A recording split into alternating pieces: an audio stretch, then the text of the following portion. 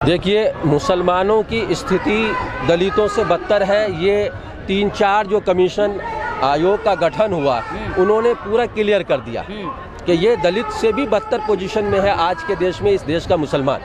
ये हमें भी मालूम है, पूरा देश जान रहा है। अब सवाल ये आता है कि अगर कहीं पर किसी की कोई प्रॉब्लम, कोई समस्या है, अगर उससे वो हल नहीं हो रहा है तो हमें दूसरों से मदद लेनी चाहिए ना। तो आज हमें ऐसा लग रहा है कि कहीं ना कहीं दलितों की समस्या हालत हमसे कहीं अच्छी ज़रूर है, लेकिन देश में जो लोग रह रहे हैं उनसे अच्छी, उसमें इक्वलिटी नहीं है, बराबरी नहीं है। दलित आज भी मुसलमानों की तरह ही पीटे जाते हैं। दलित आज भी आदिवासियों की तरह जिंदगी गुजार रहे हैं। दलितों को रिजर्वेशन मिलने के बावजूद भी दलित जो है ऊंची जात के लोगों के सामने कुर्सी पर नहीं बैठ सकता है। तो दलितों की बहु बेटियों के साथ में वही हो रहा है जो मुसलमानों की बहु बेटियों के साथ में हो रहा है। प्रधानमंत्री तो कहते हैं सबका साथ सबका विकास, तो आपका विकास नहीं हो रहा है क्या? देखिए, सबका विकास, मैंने यही बात कही है कि सबका साथ सबका विकास और सबका विश्वास, साथ में इन्होंने ये भी जोड़ा है। तो ये जो शब्द, तीसरा वर्ड जो इन्होंने जोड़ा है बाद में, सबका विश्वास, तो विश्वास तो जब ही हासिल होगा ना कि जब आप उनके दिल को जीतेंगे, और दिल जीतने के लिए आपको उनके हित के लिए काम करना होगा। तो कहीं ना कहीं अभी तक Bharatiya Janata party, ruling party जो इस वक्त है देश के अंदर, वो सबका साथ सबका विकास और सबका विश्वास नारा तो दिया है, लेकिन ग्राउंड पर वो चीज़ अभी तक नजर नहीं आ रही है। अगर नजर आती तो आज ये लोग अपने अधिकारों के लिए जंतर मंतर पर नहीं बैठे हुए होते आज। लेकिन सर, जिस तरह से मुसलमानों के नमाज पे पाबंदी की बात हो रही है, 5 मिनट के लिए नमाज पढ़ने के लिए तमाम जो केस लगा दिए जा रहे हैं, वैसी साहब कह रहे हैं कि एक पे फूल बरसाया जा रहा है, हमारे पे डंडे बरसाया जा रहा है। किस तरह से देख रहे हैं इसको?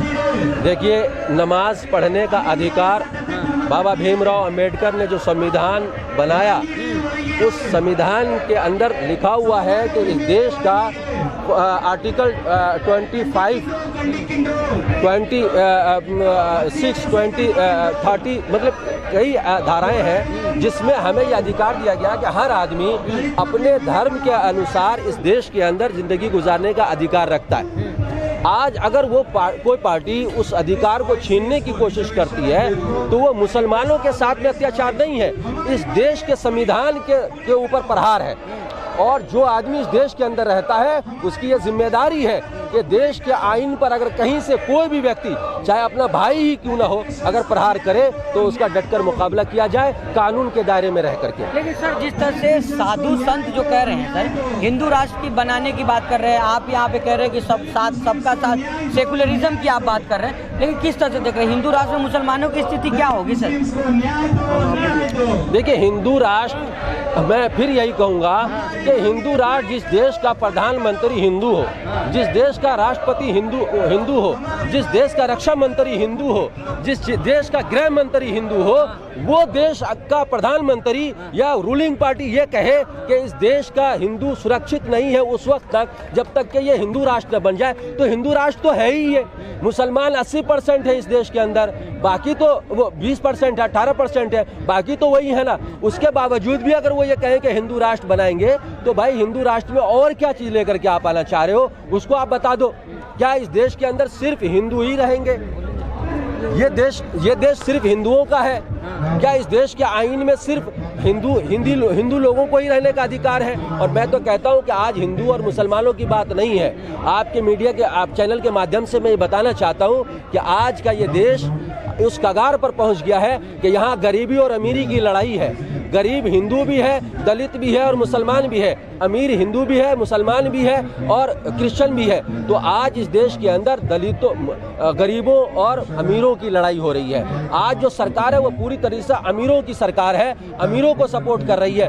करोड़ों रुपए लेकर के इस देश को लूट करके भागने वाले सुरक्षित है, और इस देश के अंदर चौराहे पर बैठ करके अपनी जिंदगी गुजारने वाले के ऊपर दाल और चावल के ऊपर GST लगाया जाता है। भाजपा के नेता तो कह रहे फ्री फोकट का राशन मिल रहा है आप लोगों को सर। नहीं, फ्री फोकट का राशन अगर आप दे रहे हैं तो किनको दे रहे हैं और कितना दे रहे हैं? एक घर के अंदर 4 आदमी हैं, आप उनको 2.5 किलो अनाज दे रहे हैं। क्या एक महीने में एक आदमी 2.5 किलो अनाज ही खाएगा?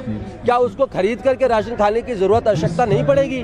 और जब वो खरीद करके राशन खाएगा तो आप उस पर अगर GST लगाएंगे तो वो गरीब तो बेचारा मर जाएगा, या तो सुसाइड करेगा, आत्महत्या करेगा। तो आप जो लोग अमीर हैं वो लूटने वालों को पकड़ नहीं रही हैं, और जो लोग बेचारा अपनी जिंदगी को गुजार रहा है किसी न किसी तरह से, आप उसके ऊपर टैक्स लगा रहे हैं ताकि उसकी भरपाई गरीबों के खून को चूस करके किया जाए। ठीक है सर, आखिरी सवाल आपसे ले लेंगे। क्या किस तरह से देख रहे हैं, जिस तरह से दलितों और मुसलमानों को लेकर आप लोग यहाँ जंतर मंतर आए, क्या लग रहा है कि दलित और मुसलमान जो है हिंदुस्तान में सुरक्षित नहीं है? क्या धरना दे रहे हैं साथ मिल के सर? जी, अगर सुरक्षित होते तो यहाँ आते नहीं धरना देने के लिए। जगह जगह हर 10 दिन के बाद मॉब लिंचिंग हो रहा है, दलितों को भी मारा जा रहा है, लंगे करके दलितों को मार रहे हैं। इसी तरह मुसलमानों के साथ भी मॉब लिंचिंग हो रहा है, झूठे केस में मॉब लिंचिंग कर दे रहे हैं, उन पर केस भी नहीं हो रहा जो मॉब लिंचिंग कर रहे हैं। 10 दिन में उसकी जमानत भी हो जा रही है। तो ये तो सोचने की बात है, इसीलिए तो हम लोग धरने पे आए, साथ देने आए हैं आप। जी, मैं साथ कहावत में है कि एक से भले दो।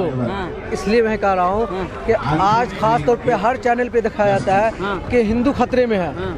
न हिंदू खतरे में है, न मुसलमान खतरे में है। सच तो ये है, आज के हालत में मौजूदा दौर में नौजवान जग चुका है, किसान जग चुका है, स्टूडेंट जग चुका है। सच्ची बात यह है कि आज के डेट में संघ परिवार और बीजेपी सत्ताधारी खतरे में है, कोई खतरे में नहीं है। सब सुरक्षित है, बस बीजेपी खतरे में। बिल्कुल उसकी सत्ता जाने वाली है, क्योंकि आज उसने कोई काम ही नहीं किया।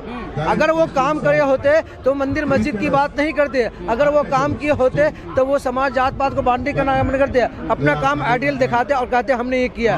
उन्होंने काम नहीं किया, वो भटकाने की कोशिश करते हैं। और हर एक हिंदुस्तान नागरिक वो कभी भी तोड़ने की बात नहीं करेगी, और जो तोड़ेगा उसको कभी भी सपोर्ट नहीं करेगा। इसीलिए यहाँ पे हम सब जमा हुए हैं, और यहाँ पे हम आपसे निवेदन करूँगा आपके चैनल के माध्यम से कि आप प्लीज़ मंदिर मस्जिद की बात ना करके आप नौजवानों की बात करें। आप रोजगार तो बात ही कर रहे हैं, सरकार कहाँ? जी बिल्कुल, आप रोजगार की बात करें। यही तो मैं कहना चाह रहा हूँ कि आज के डेट में जो सरकार है वो कहते थे कि हम हवाई चप्पल वालों को हवाई जहाज पे हम चढ़ाएंगे।